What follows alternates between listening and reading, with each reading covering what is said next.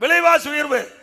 நீங்க பாத்தீங்கன்னா இன்னைக்கு அரிசி விலை அதிமுக ஆட்சியில் 2021 பச்சரிசி சாப்பாட்டு அரிசி 50 ரூபாய்க்கு ஒரு கிலோ விற்றது. இப்ப 77 ரூபாய்க்கு விற்கிறது.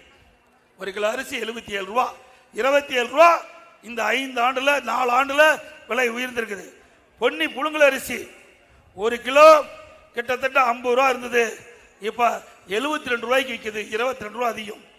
இட்லி புழுங்கரிசி 30 ரூபாய்க்கு இருந்தது, இப்ப 48 ரூபா திமுக ஆட்சியில்.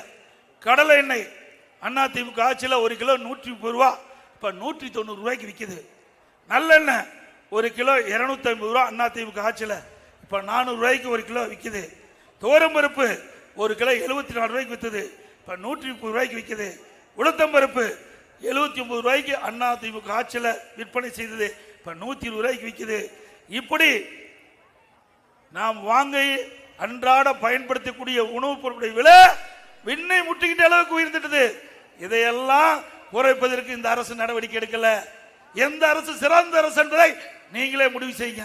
அதிமுக ஆட்சியில் விலைப்பட்டியல கொடுத்திருக்கிறேன், திமுக ஆட்சியில் விலைப்பட்டியல கொடுத்திருக்கிறேன். அப்ப அதிமுக ஆட்சிக்கு திமுக ஆட்சிக்கு ஒப்பிட்டு எந்த ஆட்சி சிறந்த ஆட்சி என்பதை நீங்கள் தேர்வு செய்யுங்கள். உங்களை எல்லாம் வந்து சந்திக்கின்ற பொழுது ஏமாத்தி வாக்குகள் வாங்குவதற்காக அல்ல, நடந்த சம்பவம் சொல்லுகிறேன். இங்க போய் வீட்டில் நிம்மதியா ஓய்வு எடுக்கின்ற பொழுது நான் பேசிய கருத்துக்களை நினைவு கொண்டு அதிமுக ஆட்சி எப்படி சிறந்த ஆட்சி, திமுக ஆட்சி எப்படி அவலாச்சு கம்பேர் பண்ணுங்க, அப்புறம் எங்களுக்கு ஓட்டு போடுங்க. அப்படித்தானே கேட்கிறோம். ஏன்னா மக்கள் பிழைக்க வேண்டும், மக்கள் வாழ வேண்டும். அதுதான் ஒரு அரசாங்கம்.